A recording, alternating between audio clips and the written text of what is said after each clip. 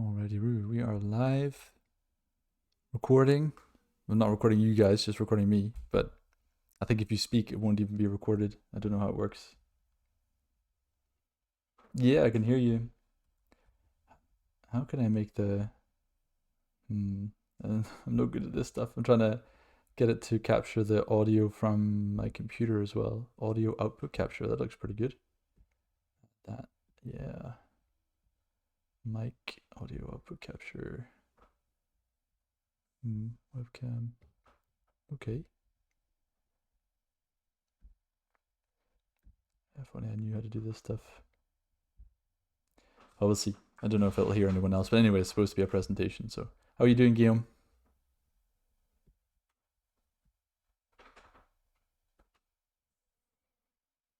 Okay, that's a nice one. Yeah,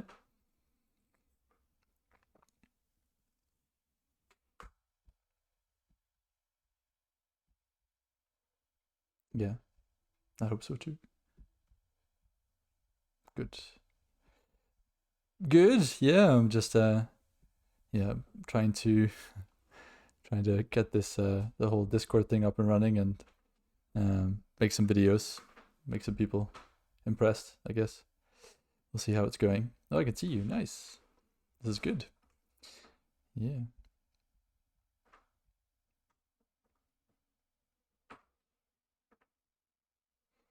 Yeah, just Noodle in general. I thought, we talk so much about how good these apps are and the app builders are, but we very rarely ever show a finished product. And it's been a long time that I haven't seen someone actually showing off a finished product. And I don't consider this to be a finished product, but it does what we set out to do. It solved a problem that we had. So I feel like it's the moment to present that. Anyway.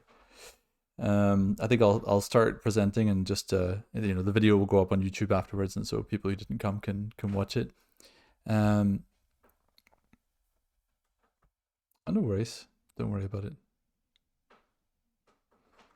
Good, and curious. Yeah, good. So this is a project based in France. The problem solution was a local restaurant who was interested in the fact that there's a lot of foot traffic in this local village where we live during the summer, during the warm months, which here in Dordogne is like from April all the way through until the end of September. And we get a lot of foot traffic from canoers. So we have a river running through here, and we get a lot of canoes coming through, stopping for lunch, and cyclists. A lot of cyclists here as well, stopping for lunch, but equally just regular tourists in their cars, stopping and looking for something to eat.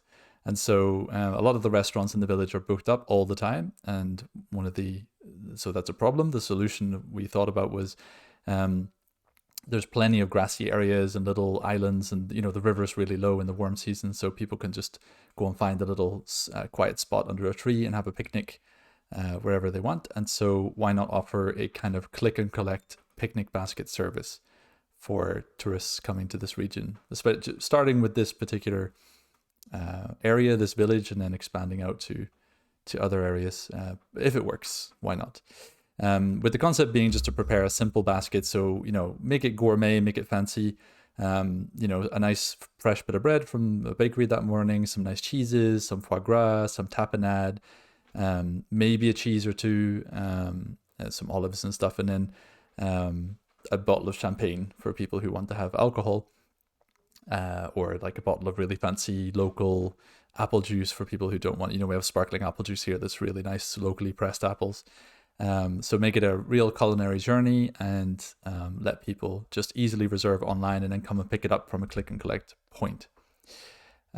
So for me, the project was about creating a landing page with very good SEO that people would, when they're looking for food in Dordogne, or they're coming to this village and they search for the village name with where to eat or something like that, that there would be a landing page that they would fall upon, or that we put it on Google Maps and they can click on the page in Google Maps to go and have a look at what it's about. Very quickly they realize what it is and that they can just reserve a picnic basket.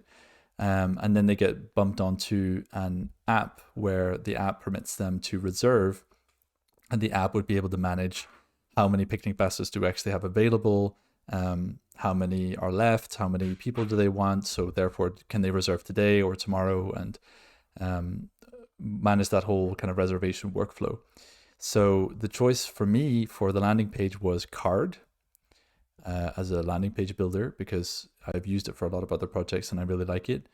And just because it's super quick and easy to make on a template a really pretty website, a single page website. So for example, the link here just leads to the app link, so reserve.thepetitpicnic.com, and the main page is just the main root domain, thepetitpicnic.com. The cool thing about it is that it has section breaks. So instead of creating multiple pages, you create multiple sections. And so the section break hides this section terms and conditions. But it means that I can send somebody from the app, when they need to read the terms and conditions, I can link to lepetitpicnic.com/# terms and conditions, and it will take them to this specific part and not show them anything else. And if they click the link, the logo at the top, then the logo at the top takes them back to, where the hell is it? Yeah, the logo at the top takes them back to the homepage. So there's a way to get to the terms and conditions from the homepage, just using Markdown and using the anchor as the link. And what you get on the front end is a really, fast, slick website. And if I click privacy policy, it goes to that section, privacy. It doesn't show anything else than that section, so hides all the other elements and just shows privacy. If I click the link, it takes me back to the main page. So that I thought was a good solution for the front end part. And then for the back end part, of course, we're in Noodle. So we're using the Noodle backend. So Parse plus MongoDB, the current version of the Noodle backend. And we're doing a very, very simple app. At the moment, what we decided to do was design it in a way that it could be used in the future to have multiple different types of baskets. So one day we might have a vegetarian basket, a vegan basket, a meat eaters basket, an alcohol, non-alcohol basket, etc. But to launch it, we'll just do one basket for the moment. And we'll call it this week's basket. Just launch with one basket. But we still will make it such that the back end can be extended to have multiple baskets. But at the moment, we've just got one. So we'll just create the record for that basket with the price we're going to charge, the price ID from Stripe. We were going to have a deposit on baskets. We've changed that idea. We're just going to have a price. So there's some vestiges in here of the back and forth of brainstorming about how the app should work. Should we have a deposit page just in case they steal the basket and the equipment? Because we're going to put like real knives and stuff in there. And then how many people does that one basket serve? So we can do maths on the front end to calculate how many baskets we're going to need for the number of people that they're asking for. Things like name of the basket, deposit we're not using anymore, a description that we can show under the basket image, etc. So this is what we came up with, this kind of page after we click the reserve button here, we land on the app. So I made it mobile first because I assumed that most people would be accessing from mobile. It doesn't look super great on desktop. It was huge white space here, but I kind of made the assumption that 99% of people are going to be accessing this from the mobile. And yeah, we can make it desktop friendly in a later version. Again, this isn't released yet. This is a proof of concept. We don't know if the restaurant will go ahead with this idea yet or not. I'm trying to sell them on the idea of using this app, so we'll see what happens. But right now it's mobile first. So that's the back end part. The front end part is organized as simply as it possibly could be. Really create something basic. The app level has a header that's on every page because it never changes, and a page router that basically only really takes you to the home page. But there is an admin page for us to manage the orders. It just lists all the different orders that have been taken, and a login page that we use to log into the admin page. So the admin page is protected. But the users themselves, we decided, would not actually create an account. We're just going to do a straight ordering system.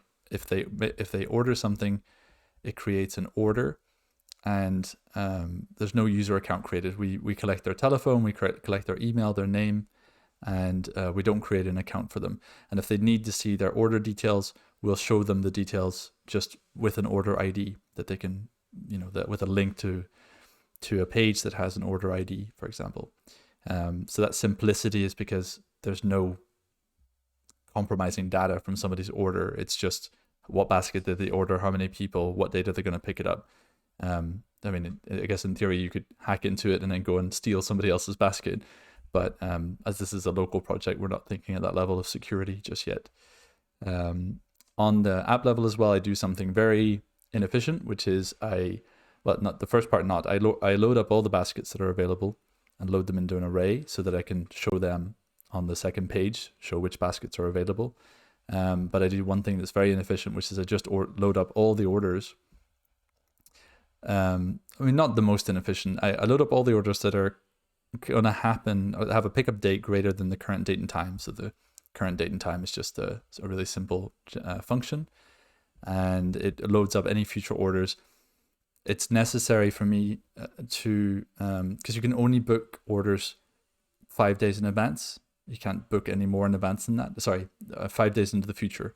So you can book 2 days in advance, like I can book today for Saturday, and you'll see 5 days into the future. So I'll see Saturday, Sunday, Monday, Tuesday, Wednesday, Thursday, and it means that you don't really have a huge amount of orders at this local level. Maybe we're going to be really lucky and have 10 orders a day, and then so there'll be 50 results maximum. If it's completely booked out, there'll be 50 results maximum. So it's not a best practice to just query everything without any kind of constraints, but because of the nature of how the app works, we know that we're never going to have more than 50 orders at the moment. When we scale, then that's going to be something to consider, like, okay, how do we query specifically? Maybe we shouldn't query yet. We should query when the person selects a date and just query the orders from that date. So we're not querying 5 days in advance, and also query the location that they've asked for, force them to pick a location first, then pick a date. Then I can really hone the query down to a location and a specific date. So that would be a way to do that, which I'm not doing yet. So that goes into all orders, and then I work on that in the front end. So let's look at page 1. There's a few choices I made here that were kind of interesting. The whole thing about making one fixed basket, that's something that I keep referring to. I hard code in the object ID of the basket here and there in the app because I only want to work with this one basket at the moment. I had it in my head, I can create the system where any basket could be chosen and just have one basket that exists in the database, or I can cheat a little bit and just reference one specific basket using a hard-coded object ID. So to get this thing out fast, and because it's not this isn't a project that's been commissioned, this is more of a project I'm trying to pitch to a restaurant to get them to accept it. I'm trying to limit my costs as much as possible. So if it's just one basket for the moment, I'd rather just not create the whole system of filtering baskets and whatnot, and just stick with this hard-coded solution to keep it simple for the moment. And also, like, the upload for the basket is the photo that the basket has. So I chose to do that through an upload class, and I query that class to find the basket's image and then display that in the image node. One thing that I chose to do as well was Markdown, using the Markdown module. I think it's a module. Markdown module. Because I'm used to using Bubble, and in Bubble, all the text inputs are able to use a kind of Markdown called BB code. It's like a really simplified Markdown, and I really like that. I like being able to write a rich text without having to make every single one of these a text object or having to write HTML manually. So I went with Markdown. It works well. The one thing that I had to do was to give it class names. So at the app level, because if not, it just comes out as like vanilla text. It doesn't follow the other kind of text styles that you have. You have to define the text style yourself. So at the app level, put in a CSS definition with standard Markdown, small Markdown, large Markdown, so that I can add that class into the Markdown elements to be able to get it to display the way I want. So this one's just displaying with the basic Markdown. CSS class, it's just a simple Markdown. There's other ones you'll see that have small or large attached to them. I chose to use a component stack as well because it just makes sense for this homepage. It's always going to display the same header, and all we're doing is swapping out the component that's in here. For speed and for making it look slicker, the component stack is a great tool for that. So each page is a component, and the component stack for each page pushes from one to the next. So for the continue button on this page pushes to page 2. I could have created a footer and had continue, back, forward, etc. as buttons at the bottom, and then detected which page I'm currently on, and then used a switch function, for example, to decide which page it goes to on back and forward. But it's a very small, simple app, so I didn't really feel like putting buttons into a reusable component is really worth it. And I've got the buttons styled, so I'm not really worried about if something changes in the style, it's going to propagate over all buttons anyway. So page 2 order details. Okay. Everything is hidden from this point down until the number of people is selected. The idea being we don't want to, this is a UX concept that I heard, and I don't know if it's good or not, but I think it is. Cognitive overload of the user can be a problem when you have lots and lots of fields on the screen that they have to fill out. They kind of get that impression like, oh, I've got a lot of stuff to do here. So showing them one thing at a time can be a good thing. Also, we wanted it to be that the number of people kind of dictates some stuff that comes up next, like which days can they order or what locations can they order in, depending on how many people they need.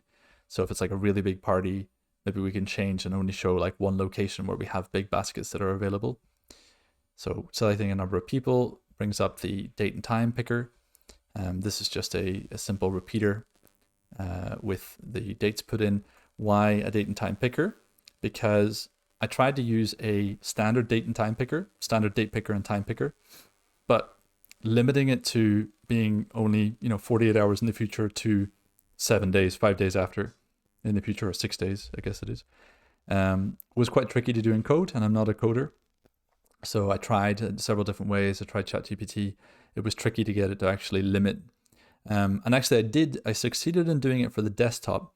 And then I realized that on the mobile, the code that, I think it was Eric Tuvison who put it in place, the code for the date picker and the time picker actually uses the native date picker and time picker of the phone's operating system. So if it was an iPhone, it would bring up the iPhone date picker scroller thing and the time picker scrolling thing, which is great. But that I discovered through talks with ChatGPT, it's much more difficult to block certain dates. Like, it is possible, but I tried lots of different ways, and I just couldn't get it from the browser to block, to only show from 2 days ahead to 5-6 days after that.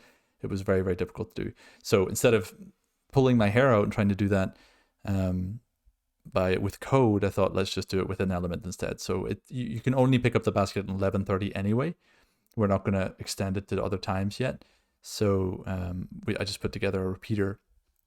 The repeater takes its values from a function, again, that was AI written, which creates an array of future dates based on the current date and time plus, and then 2 days. And we do these days of the week. No, what was it? Oh yeah, depending on the days of the week. I only want it to be on Thursdays, Fridays, Saturdays, Sundays. I think that was it. Yeah, 4 days. We're going to do 4 days for the moment. So that was where this choice comes from. That as we do this for loop, we only accept days that are 4, 5, 6, or 0 being Sunday.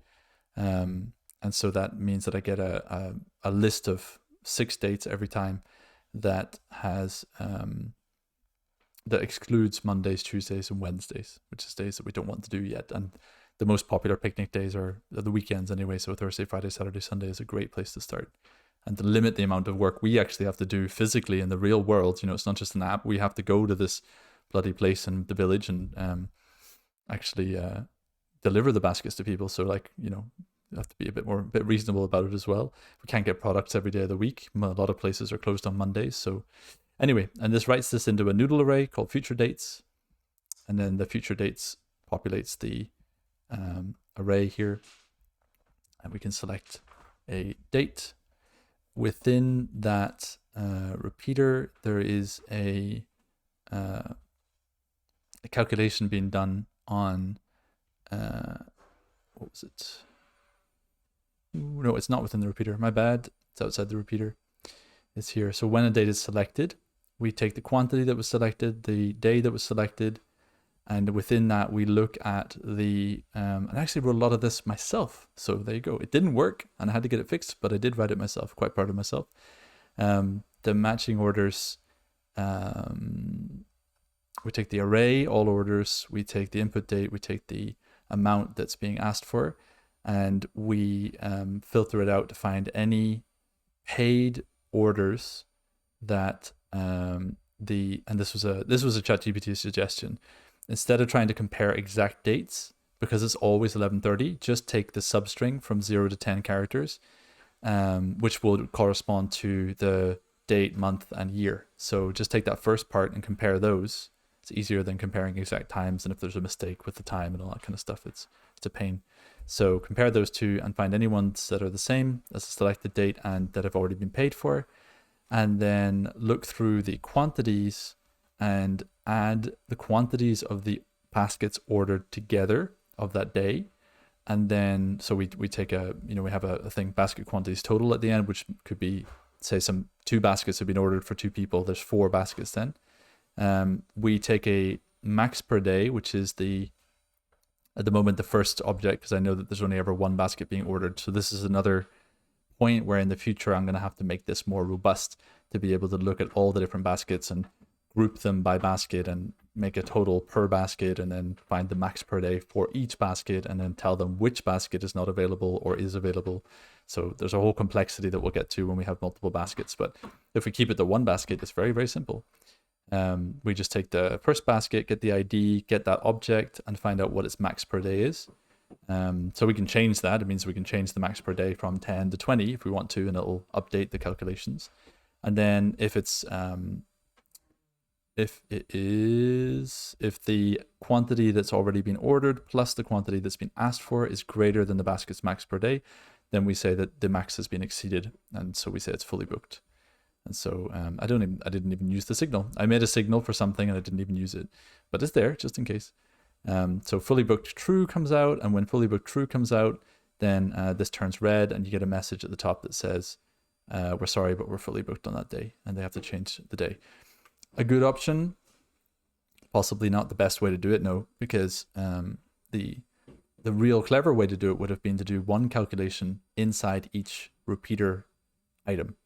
So to calculate each day on page load, when the person selects 7 to 8 people, the days turn red automatically if they're not available, so that the user won't click a day that's not available. This way, for example, what's stupid about this way, if you look at it objectively, is if all of the days were booked out, I would click this one, it would turn red. I would click this one, it would turn red. I would click this one, it would turn red. I would click this one, it would turn red, red, red. And I would just think, this is crap, I'm leaving. So there is a user experience problem here.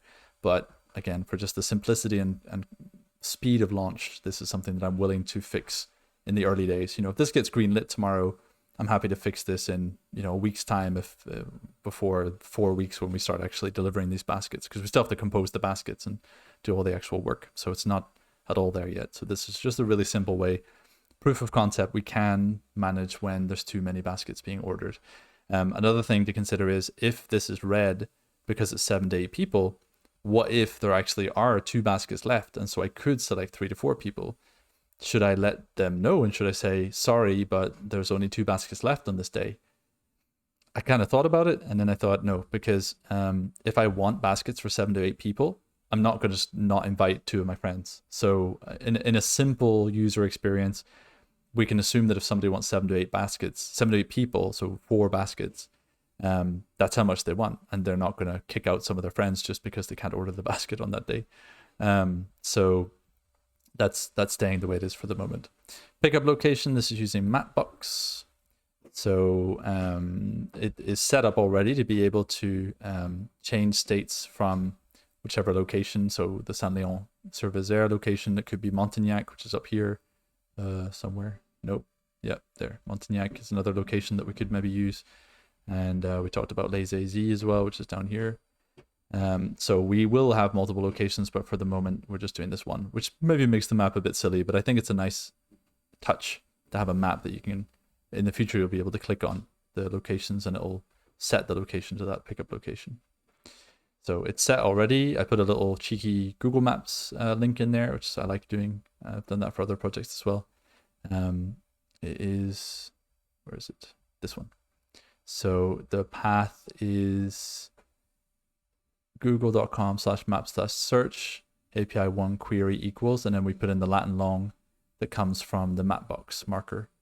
So it has there the latitude and longitude of the marker goes into Google. So when you click that link, it'll open a Google Maps page that already has the location marked on it. So that's a nice little effect for people who don't like Mapbox or it doesn't work for them, and so they want to click on the Google Maps, for example. So that's great. So we've got our 2-person picnic basket. So about four 2-people picnic baskets, so up to 8 people. Another point that I was kind of like, this is confusing. How do you say you've got a 2-person basket times 4 equals 8 people? I'm sure there's a better way, and I'm sure lots of people could comment on it. But for right now, it's fine. I also used Markdown again for here, but I used a smaller Markdown. This one. Where are we? There. So this Markdown is small Markdown, and this Markdown is large Markdown. So I wanted to have the location being a bit smaller and the total price being nice and big so people can see it. Stick in your name, email, phone, and checkout. So again, links to privacy policy and terms and conditions go to the card website with the anchor that I set up, so they can go and consult that before they buy. And then we check out, and the checkout will not work. Oh, it does work. Good Lord. That's never worked before. Every time I click checkout in the in browser, it always says cannot show this page. So that's awesome. Let's carry on and see how that goes. So a very simple link to my Stripe page. It's all with the test data. So we can just do 42, 42, 42. And then pay. And then as it pays, it returns to the payment success page. So payment success page picks up the order ID. This is super important. When using the Stripe Buy Products module, which is in the prefabs, by default, it only has a customer ID metadata. So here, its customer ID goes into the metadata as owner ID. Just like the person who, the object ID of the person who made the order goes in here. But I wanted also to have the order ID so that I can process that when the checkout is successful. It sends the response and the webhook through to my success address. I want to pull out the order ID, not the user ID. So I just had to make a little change to the metadata function that already existed in the prefab to add in the order ID here, and then put that into the metadata already goes into the session. So there was nothing particularly to do there. That was all great. So it goes to the order page. I take the order ID, I fetch the record, and then I output an object, an array of objects with the different things that are coming from the order. I can't remember why I did that. I think it was because I didn't want to create a whole bunch of lines in the order. I wanted to list them out in a repeater. So the repeater takes the label and value that I've set and just sets them into text. So I just have one element that's repeated over every line of the order. So if ever I add another bit of detail to that, like customer notes or something like that, I would just go in here and add a new line to this label customer notes value object dot customer notes, and that would take the customer notes field from the record. So it would just be a very simple update to do that. So this is great. I can send somebody to this page as well because it's not protected by anything. There's no authentication protection or whatever API key from Stripe. If I wanted to, I could just send them back to this page as I could give them this link to send them back here to let them see their order. But what I also do is I send an email. So I use Brevo, I think.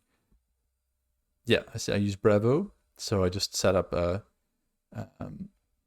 thing. What is this doing? Oh, it fetches the order and then puts the order details into a Brevo email.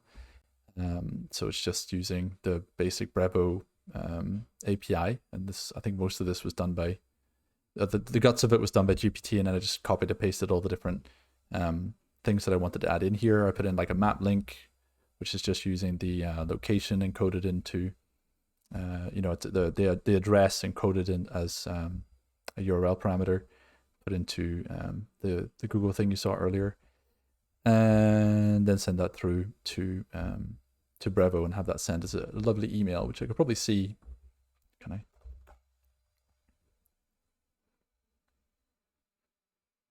Yes, there it is. So show images. So just a nice simple Brevo email. They make really pretty emails, and it's just params. So it's params.time, params.location that you use to, in double curly brackets, and it just puts all the stuff in. And so we have all the instructions and contact and everything. So it takes care of that whole email headache, which is great. That's the Stripe webhook cloud thing, as well as how we process the payment event. So as the Stripe response comes through, we process that with Stripe, and then I use that to update the order. So I take the metadata, which is, I take the charge ID, the order ID, and then I output that here, order ID, and then from the order ID, I update the order with the charge ID, payment status, the receipt URL, so then I can send the receipt URL in the email to the user, say, or they can get it wherever they need to, so they can get a receipt for their order as well. So that's a handy way to hijack the Stripe webhook call. And I think that is it. So yeah, they've ordered, and then we go into the admin page to have a look at their order. I can't go into the admin page because I have to log in. I think it's this. Yeah, so in the admin page, it's just there's a management page for the person who's going to prepare the baskets that day. So they get a chronologic list of any baskets or they get a chronologic list of all baskets, which is probably going to end up being very, very long soon. There's a notes field, which permits them to,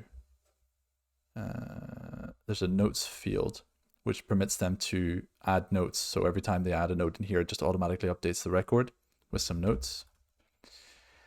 And they can filter by date. So we can take the date, and it will filter the array to match only the dates that you've selected. And so we'll select Friday, for example, and it'll show me all the pickup dates that are on Friday or Saturday, etc. So a handy way, if I'm preparing the baskets for today, then I could select the 4th, and I can have a look at all the baskets that are due to be picked up today and prepare those baskets for those people. And that is it. So that is the Petit Picnic. I think I've showed everything. I'm hosting it on Vercel. The front end's on Vercel. The back end is hosted in SimpleRix. So I've got myself a dedicated container in SimpleRix for the Noodle backend. As you can see, it works pretty slick. Like, it's querying and doing everything it needs to do. So I'm pretty happy with the results. But I can see that Fred and Pedro's are there. So if you guys have any questions, please feel free to chip in. Or if not, I'm pretty much done.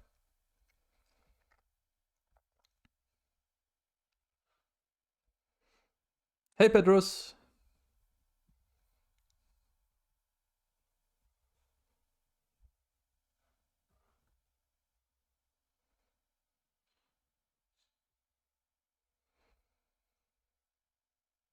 Yeah, sure. So right now the front end with Vercel is free, so there's no costs. We're not going to be receiving thousands of customers, so Vercel is not going to charge us for large amounts of user access to the website. But the Vercel pricing works on how much throughput have you got, like how many users are accessing the content of your website, and how much data is going out and going in, I suppose. But the front end is only serving the files, is only serving the Noodle deployed files. So then the user is doing everything on the front end. The user's taking care of all the data connections with the back end. The back end at the moment, I'm hosting on SimpleRix. So you can imagine, like, a dedicated server costs, say, $5 a month. I haven't actually got a pricing model for it yet, but $5 a month would easily get you a simple backend. Or you could go with something like Linode and get yourself a or they've changed their name now, have they? Akamai. Oh yeah, Akamai. So, simple server hosting solution that costs, you can get like $5 a month and just have a virtual machine that's running the Noodle backend. You could use it in AWS App Runner or Google Cloud Platform, but any one of those is going to be like probably $5 a month. So at the moment, it's $5 a month.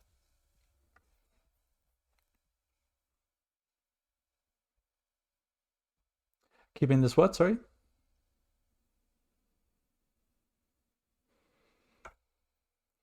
I think I'll keep the same hosting. I mean, from what I've experienced, the Noodle hosting, the Noodle backend can handle large amounts of users. I've never seen a Noodle backend on a like 1 gig, 2 gig server virtual machine with one CPU. I've not seen it have any kind of problems handling, dozens of users. I haven't been involved in an app yet that's had hundreds of users, but it handles very, very easily dozens of users with very little CPU and RAM usage.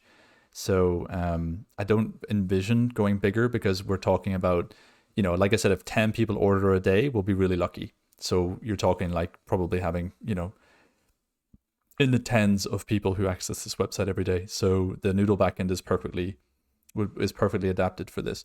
I could have also used, I was just made a video, I'm going to publish it after this meeting, Pocketbase. So I've been experimenting with. It's a super lightweight, really good database, which could have done the same job as what the Noodle backend is doing. I would have had to maybe put some of the cloud functions into N8N, but that's not a big deal. I love N8N. So that would have equally been something that you could run on a very small server for the dozens of people that we would have per day. Hopefully, this would be running on a 1 gigabyte, 1 CPU server very, very happily. And would have been great. So I don't envision scaling.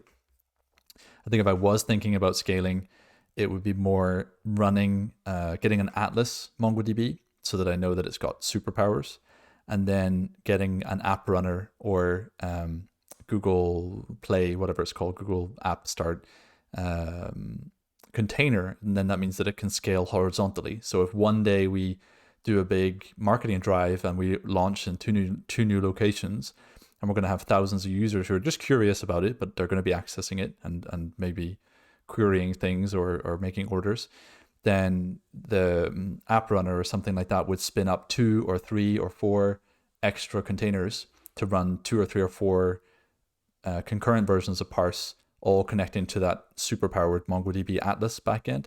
So that way I could scale horizontally and there's no limits. The only limit is my wallet and how much I'm prepared to pay Google and Amazon. But Amazon would do it all automatically. I don't even have to, there's very little DevOps involved. So if I did think about scaling, I would still use the Noodle backend, but I would put it into AWS or GCP and be prepared to scale horizontally.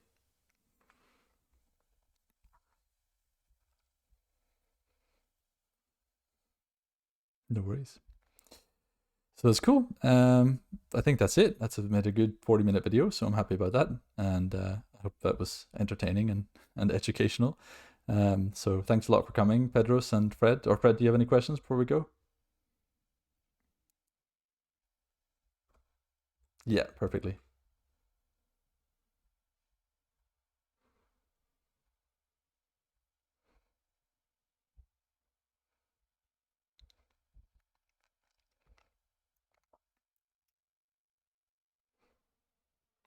Yeah, so that is, it looks a bit like the fork. It's a local business here in my village in Dordogne who might be interested in doing click and collect picnic baskets. So for tourists who come to the region who are looking for something to eat and all the restaurants are booked up, they can rent a picnic basket and go and eat by the river. We have a beautiful river. We have lots of lovely grassy areas and trees. So a lot of people picnic here, and we could do gourmet picnic baskets for people who want to don't want to go to the shops. They want to have some champagne, some bread, some cheese, some tapenade, some, rillette and stuff like that. They can just pick it up. So we wanted to create a website with which I made with Card that would enable them to find the service, and then to be able to reserve the service. It takes them to a subdomain, which is my Noodle app, which allows them to reserve a basket for a specific day and for a specific number of people. And then so you can see that this one is booked. Pardon?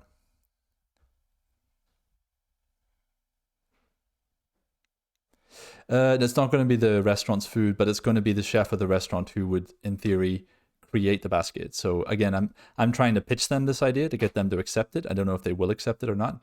I think it's a good idea, and we'll see if they want that. But if they do, then the chef would be the one to choose the products that go in the basket. So yeah, it would be a gourmet basket.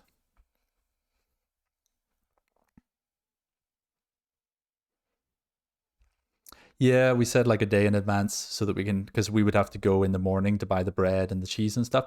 So we thought like, do it a day in advance. And then up to 6 days after that. So not do too far into the future either.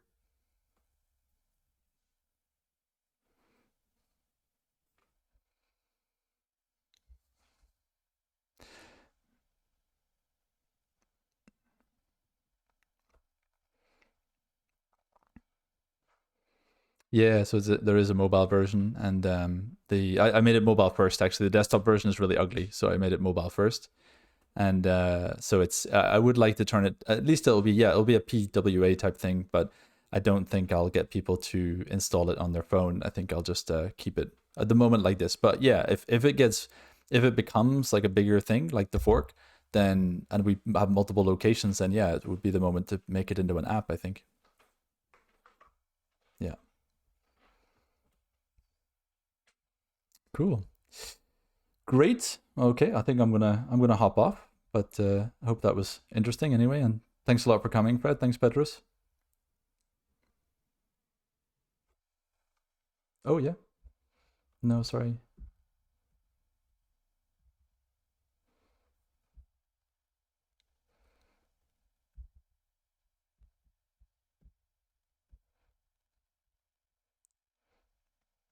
You have this little bit at the top that gives you the name of the basket and how many you've ordered. Yeah.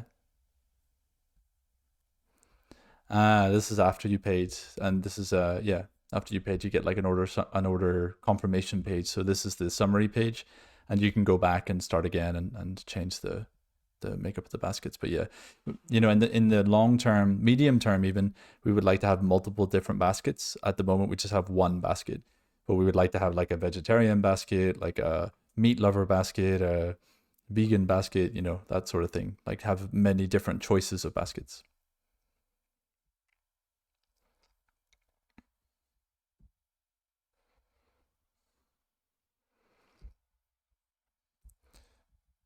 Yeah, I can't remember what that is. It should have changed that to. It might be because I'm running it in the local version, but normally it in the webhook, where is it? Payment success page, it changes the payment status to paid normally here. When the order comes through and they get to that confirmation page, then it changes payment status to paid, and that should appear here, but it isn't. I don't know why. So yeah, something to debug for sure. Yeah. Great. Ah, thanks. That's kind of you. Great. Okay. Well, I'm gonna jump off, and we'll see you guys hopefully tomorrow for the Ask Me Anything for the presentation of the foundation. Okay. Take care.